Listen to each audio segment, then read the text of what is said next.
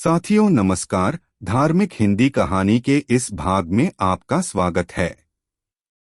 आज की कहानी में हम विक्रम बेताल की कहानी सर्वश्रेष्ठ वर कौन बेताल 25वीं नवीं कहानी। राजा विक्रमादित्य बेताल को ले जाने में कई बार विफल रहे, लेकिन उन्होंने हार नहीं मानी।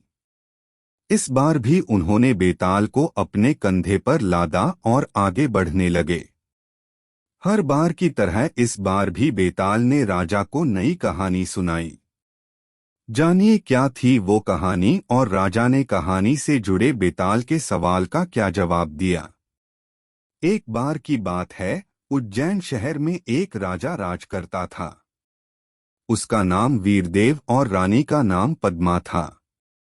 उन दोनों की एक बेटी थी रूपमती। एक बार रूपमती अपनी सहेलियों और मंत्रियों के साथ राज्य में घूमने निकली।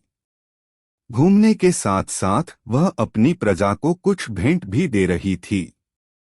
इतने में एक व्यक्ति ने राजकुमारी को एक खूबसूरत साड़ी भेंट में दी। राजकुमारी उस साड़ी को देखकर बहुत खुश हुई। उसने उस व्यक्ति से पूछा, आपने यह साड़ी कहाँ से खरीदी? यह साड़ी बहुत सुंदर है। इतने में राजकुमारी के मंत्री ने कहा, यह साड़ी इन्होंने खुद बनाई है। यह बहुत बड़े कलाकार हैं। मंत्री की बात सुनकर राजकुमारी आश्चर्यचकित हो गईं। राजकुमारी ने उस व्यक्ति द्वारा बुनी गई दूसरी साड़ियों और कपड़ों को देखने की इच्छा जताई। वह व्यक्ति बहुत खुश हुआ और राजकुमारी को अपने घर चलने के लिए आमंत्रित किया। राजकुमारी ने निमंत्रण स्वीकार किया और उसके घर जाकर कई वस्त्र देखे। वह बहुत खुश हुई और बोली, मन कर रहा है यहीं रुक जाऊं और आपसे यह कारीगरी सीखूं। इतना कहने के बाद राजकुमारी अपनी यात्रा पूरी करने के लिए फिर निकल पड़ी। राजकुमारी थोड़ी आगे बढ़ी ही थी कि आगे से एक व्यक्ति आया और उसने राजकुमारी और उनकी सहेलियों को कहा कि आगे पेड़ के नीचे शेर है। राजकुमारी ने चौंककर उस व्यक्ति से पूछा, आपको कैसे पता चला? आपने देखा है क्या? उस व्यक्ति ने कहा, नहीं राजकुमारी, मुझे मेरे पक्षी दोस्त ने जानकारी दी है। राजकुमारी फिर चौंकी। उन्होंने पूछा, क्या आप पक्षियों से बातें करते हैं? तो उस व्यक्ति ने जवाब दिया कि उसे पक्षियों, जानवरों और पानी में रहने वाले जीवों की भाषा आती है। राजकुमारी यह सुनकर काफी खुश हुई और चिड़ियों और जानवरों की भाषा सीखने की इच्छा जताकर उन्हें महल आने के लिए आमंत्रित किया। उस व्यक्ति ने कहा, ये पक्षियां और जानवर ही उनका परिवार है, वो महल कैसे आ सकते हैं? तो राजकुमारी ने उसकी बात का मान रखते हुए कहा, कभी भविष्य में मौका मिला तो वह खुद उनके पास यह भाषा सीखने आएगी। इतना कहकर वह आगे बढ़ गईं। यात्रा लंबी थी। यात्रा करते करते राजकुमारी की तबीयत खराब होने लगी। राजकुमारी को वैद्य के पास ले जाया गया। उस वैद्य ने राजकुमारी को उनके यहाँ आराम करने को कहा और जड़ी बूटी दी। उस दवा के सेवन से कुछ ही घंटों में राजकुमारी ठीक हो गईं। राजकुमारी ने उस वैद्य का धन्यवाद किया। वहां बैठे अन्य मरीजों ने वैद्य के बारे में राजकुमारी को कई बातें बताई कि वो कैसे सबकी सेवा करते हैं और उनकी दवाइयों से कई लोग ठीक हो गए हैं। ये सब सुनकर राजकुमारी ने वैद्य को कहा, आप बहुत अच्छा और पुण्य का काम कर रहे हैं। मेरा भी मन है कि मैं भी दूसरों की ऐसे ही सेवा करूं।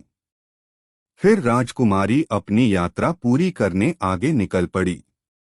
वह थोड़ी दूर ही गई थी कि उसका पैर जानवरों के लिए बिछाए गए एक जाल में फंस गया। राजकुमारी मदद के लिए चिल्लाने लगी। उसकी सहेलियां और मंत्री भी मदद के लिए पुकारने लगे। इतने में एक वीर ने अपनी सूझबूझ और तीरंदाजी से राजकुमारी को जाल से बाहर निकाला। राजकुमारी खुश हुई और उसने वीर का धन्यवाद किया। साथ ही उससे दोबारा मिलने की इच्छा जताकर वहां से चली गई। इसके बाद राजकुमारी लंबी यात्रा के बाद महल लौट आई। घर लौटने के बाद राजा ने उन्हें बताया कि आसपास के राज्यों से राजाओं और राजकुमारों के रिश्ते आने लगे हैं।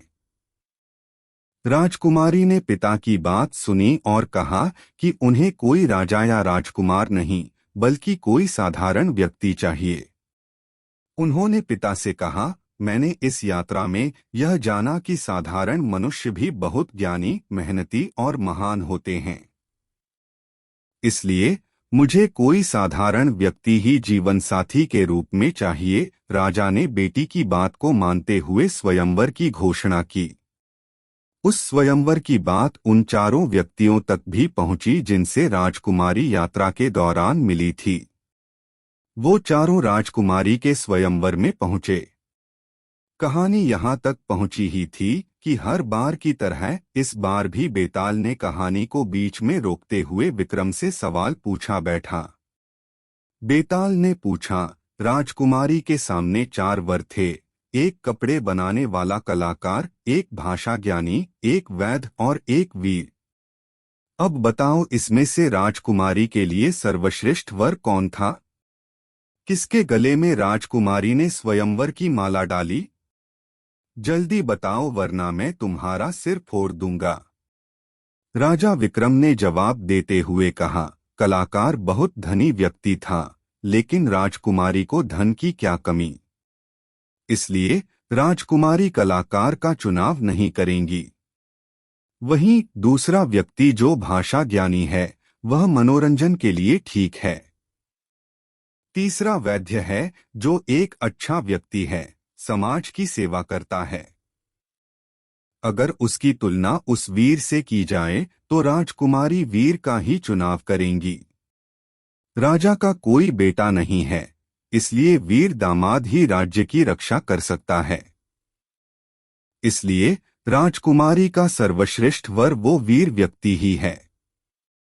विक्रम की बात सुनकर बेताल खुश हो गया, लेकिन हर बार की तरह विक्रम के बोलते ही बेताल फिर पेड़ पर जाकर लटक गया।